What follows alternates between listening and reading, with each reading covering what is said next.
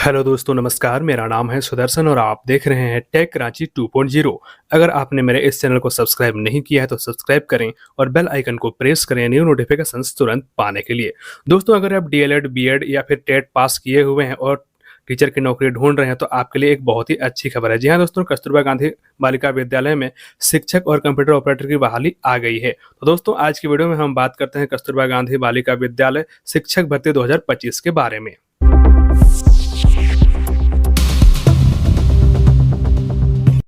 दोस्तों यहाँ पर देख सकते हैं आप उस ऑफिशियल नोटिफिकेशन को, जो कि यहाँ पर झारखंड शिक्षा परियोजना गढ़वा के द्वारा जारी किया गया है कस्तूरबा गांधी बालिका विद्यालयों में 23 पदों पर भर्ती के लिए। जी हाँ दोस्तों, यहाँ पर शिक्षिकाओं के साथ साथ लेखापाल सह कंप्यूटर ऑपरेटर की भी वैकेंसी रखी गई है। तो दोस्तों चलिए जानते हैं इस वैकेंसी के बारे में विस्तार से।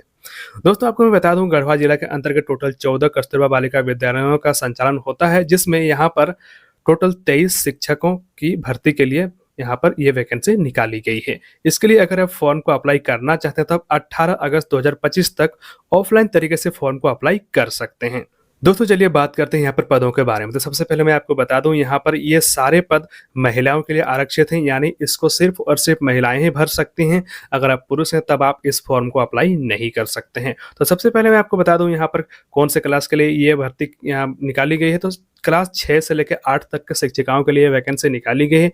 सबसे पहले बात करते हैं यहाँ पर कौन से सब्जेक्ट की। तो पूर्णकालिक शिक्षिका महिला भाषा हिंदी अंग्रेजी, इसके लिए टोटल यहाँ पर 4 पोस्ट हैं। वहीं पे पूर्णकालिक शिक्षिका महिला गणित के लिए 6 पोस्ट हैं। पूर्णकालिक शिक्षिका महिला विज्ञान के लिए 5 पोस्ट। पूर्णकालिक शिक्षिका महिला सामान्य विज्ञान के लिए 1 पोस्ट। पूर्णकालिक शिक्षिका महिला शारीरिक शिक्षा के लिए 6 पोस्ट और पूर्णकालिक लेखापाल सह कंप्यूटर ऑपरेटर महिला के लिए यहाँ पर 1 पद रखी गई, यानी टोटल मिलाकर यहाँ पर 23 पदें हैं। इसके लिए यहाँ पर आप देख सकते हैं सारी चीजें आपको देखने को मिल रही हैं। यहाँ पर जनरल के लिए कितने पोस्ट हैं और अनुसूचित जाति के लिए कितने हैं और यहाँ पर अनुसूचित जनजाति के लिए कितने हैं, सारी चीजें यहाँ पर दी गई हैं। दोस्तों अब हम बात करते हैं, अगर आप इन पदों के लिए यहाँ पे फॉर्म को अप्लाई करना चाहते हैं तो आपके पास कौन कौन सी शैक्षणिक योग्यताएं होनी चाहिए। तो शैक्षणिक योग्यता की बात करें तो अगर आप यहाँ पर पूर्णकालिक शिक्षिका के पदों पर भर्ती के लिए फॉर्म अप्लाई करना चाहते हैं तो शैक्षणिक अर्हता दी गई है किसी मान्यता प्राप्त बोर्ड विश्वविद्यालय से संबंधित विषय, यानी आप जिस विषय में यहाँ पर फॉर्म को अप्लाई करना चाहते हैं उस विषय में आपको यहाँ पर कम से कम ग्रेजुएशन होना चाहिए 50% अंकों के साथ। और उसके अलावा यहाँ पर आपका मान्यता प्राप्त प्रतिष्ठान से बीएड या समकक्ष परीक्षा तथा प्रारंभिक शिक्षा में 2 वर्ष डिप्लोमा में शिक्षक प्रशिक्षण परीक्षा में उत्तीर्णता, यानी आपका बीएड या फिर डीएलएड होना चाहिए। वहीं पर अगर आप शारीरिक शिक्षिका के तौर पर फॉर्म को अप्लाई करना चाहते हैं तो शारीरिक शिक्षिका के लिए यहाँ पर बैचलर इन फिजिकल एजुकेशन या डिग्री इन फिजिकल एजुकेशन यानी बीपीएड या फिर डीपीई आपका होना चाहिए, तभी आप इस फॉर्म को अप्लाई कर सकते हैं। उसके अलावा मैं आपको बता दूं, यहाँ पर आपको शिक्षक पात्रता परीक्षा भी पास करना होगा, तभी आप इस फॉर्म को अप्लाई कर सकते हैं। यानी अगर आपने यहाँ पर जेटेट पास किया हुआ है तभी आप इस फॉर्म को अप्लाई कर सकते हैं। अगर आप सीटेट वगैरह पास किए हुए हैं तब आप इस फॉर्म को अप्लाई नहीं कर सकते हैं। वहीं अगर हम बात करें यहाँ पर, अगर आप लेखापाल सह कंप्यूटर ऑपरेटर के लिए फॉर्म को अप्लाई करना चाहते हैं तो किसी मान्यता प्राप्त प्रतिष्ठान विश्वविद्यालय से बीकॉम प्रतिष्ठा में 50% अंकों के साथ उत्तीर्णता। उसके अलावा आपके यहाँ पर तकनीकी अर्हता भी होनी चाहिए किसी मान्यता प्राप्त प्रतिष्ठान से 1 वर्षीय कंप्यूटर कोर्स में पीजीडीसीए या डीसीए या फिर उसका समकक्ष कोई भी यहाँ पर डिग्री आपके पास होनी चाहिए। कार्य अनुभव भी यहाँ पर मांगा गया है। हिंदी व अंग्रेजी में कंप्यूटर टाइपिंग के साथ टेली सॉफ्टवेयर की जानकारी अनिवार्य रूप से होनी चाहिए। चयन हेतु सिर्फ महिला अभ्यर्थी ही योग्य माने जाएंगे। वो मैंने पहले ही आपको बता दिया कि यहाँ पर जो भी वैकेंसी निकाली गई है सभी के लिए सिर्फ और सिर्फ यहाँ पर महिलाएं इस फॉर्म को अप्लाई कर सकते हैं। वहीं अगर हम बात करें इस फॉर्म को अगर आप अप्लाई करते हैं आपका सिलेक्शन होता है तो कितना आपका सिलेक्शन यहाँ पर होने के बाद सैलरी मिलने वाला है। तो सबसे पहले मैं आपको बता दूं, लेखापाल सह कंप्यूटर ऑपरेटर के लिए यहाँ पर आपको प्रति माह 11,880 रुपया दिया जाएगा। वहीं अगर आपका चयन यहाँ पर पूर्णकालिक शिक्षिका के रूप में होता है तो यहाँ पर आपको 15,840 रुपया प्रति माह आपको यहाँ पर मिलेगा।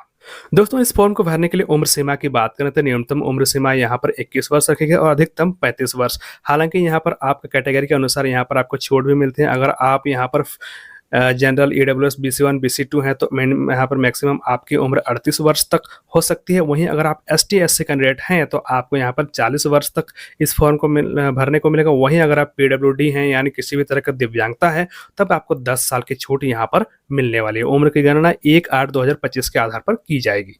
दोस्तों, अब मैं आपको बताता हूँ कि आप इस फॉर्म को किस तरह से अप्लाई कर सकते हैं। तो इस फॉर्म को अप्लाई करने के लिए आपको क्या करना है, इस वीडियो के डिस्क्रिप्शन बॉक्स में एक लिंक दिया गया है, उस लिंक पर क्लिक करके आप जाकर यहाँ पर एप्लीकेशन फॉर्म को डाउनलोड कर सकते हैं, साथ-साथ इस नोटिफ़िकेशन को भी डाउनलोड कर सकते हैं।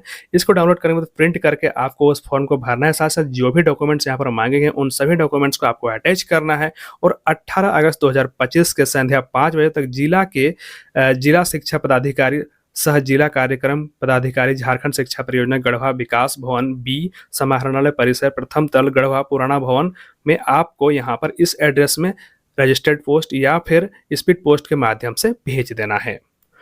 दोस्तों, मैं आपको बताता हूँ कि आपको इस फॉर्म के साथ क्या-क्या चीज़ें अटैच करना है। यानी इस फॉर्म को तो आपको भरना ही है। सबसे पहले यहाँ पर आपको एक एप्लीकेशन मिलेगा, उसको आपको प्रिंट करना है। मैं आपको आगे दिखाऊँगा कि उस एप्लीकेशन में क्या-क्या चीज़ें आपको भरना है।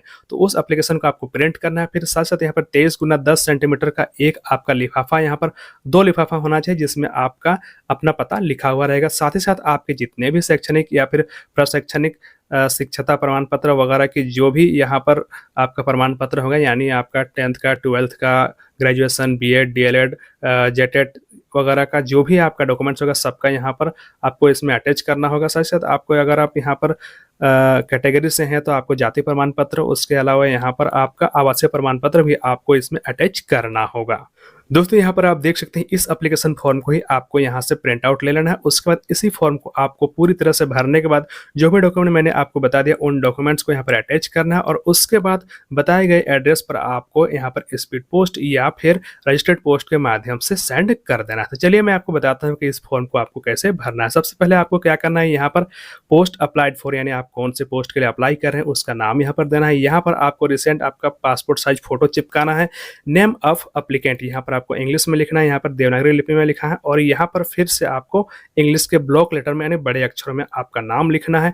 यहाँ पर फादर नेम या हस्बैंड नेम को आप दे सकते हैं। यहीं पर आपको डेट ऑफ बर्थ को भरना है, यहाँ पर DD YY के फॉर्मेट में आपको भरना है।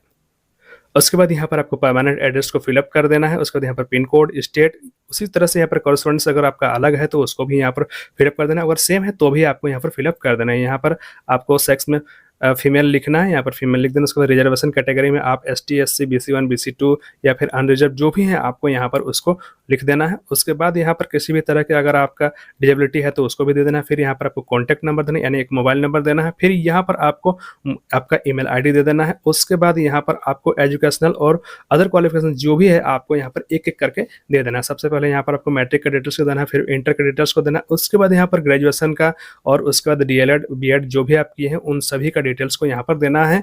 यहाँ पर एग्जाम का नाम लिखना है, यहाँ पर इंस्टीट्यूट का नाम लिखना है जहाँ से आपने वो सारी डिग्री ली हुई है, जिस कॉलेज से पढ़े हुए हैं उनका नाम देना है। फिर किस बोर्ड से आपने किया वो सारी चीज़ें देना है। फुल मार्क्स देना है, आपने कितना नंबर लाया तो वो देना है और यहाँ पर आपको परसेंटेज डाल देना है।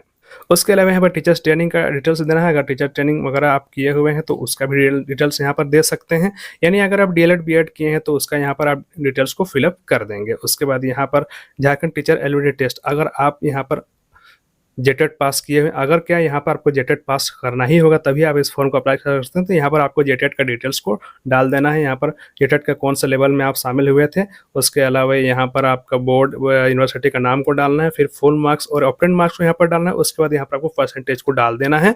उसके अलावा किसी भी तरह का आपका एक्सपीरियंस है तो यहाँ पर इंस्टीट्यूट का नाम देना है, जहाँ पर आप पढ़ा रहे हैं उनका नाम देना है, कौन से डेजिग्नेशन यानी कौन से पोस्ट में आप यहाँ पर पढ़ा रहे हैं वो आपको देना है।